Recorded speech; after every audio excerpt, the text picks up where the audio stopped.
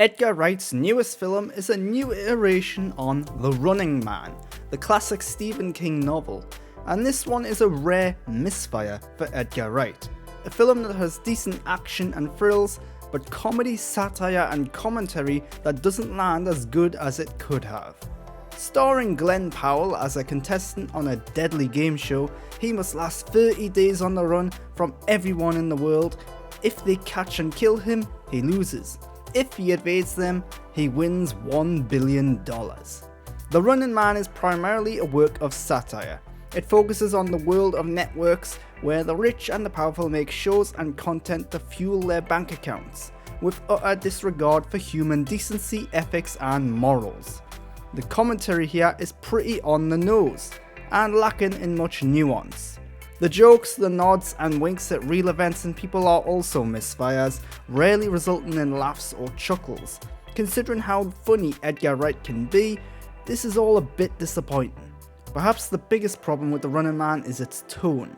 The satire and comedy may have worked if the film surrounding it was lighter. Maybe.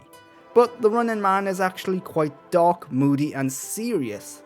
The stakes are high, the motivations of Glen's character are serious, and there are plenty of emotional moments throughout the film that are often at odds with the messaging of the film and its style of humour.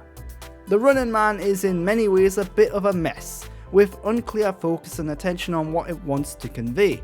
It tries to be a comedy, an action flick, a serious commentary on current events, emotional, dramatic and everything else in between, but few of those elements work well together. Luckily, the rest of the film focuses on action and thrills. These mostly work out well, adding excitement and adrenaline into the narrative.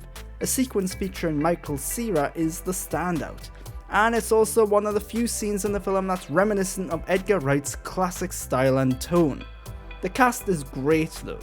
Glen Powell does a decent job at portraying the central heroic character, a man who on one hand is a chivalrous good guy, but on the other hand is a rage-filled individual who probably doesn't deserve good things. It's an odd choice because the film does a good job at making him both likeable and hateful at the same time. He's a man you want to root for, but can't. Coleman Domingo is the standout of the cast. He plays the charismatic presenter of the Running Man show within the film. The likes of Josh Brolin and Michael Cera are good in their roles, as is William H. Macy, but neither of them are given much to work with. In fact, many of Josh's scenes look as though they were filmed away from everyone else. The film is a mixed bag when it comes to its production too. The world, the costumes and the set design are a mix of grounded, grungy reality and near cyberpunk tech. It's sometimes a good looking, colourful, fictional world, and at other times a bit dull and boring. The editing is somewhat reminiscent of past Edgar Wright films, but it lacks the sharp focus and cool cuts.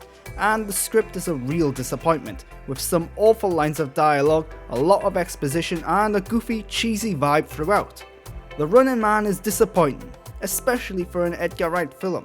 Its tone and mood is all over the place. Its comedy and commentary lacks the focus and intelligence to land properly, but its cast gives it their all with characters who are mostly engaging, and the action scenes work well too.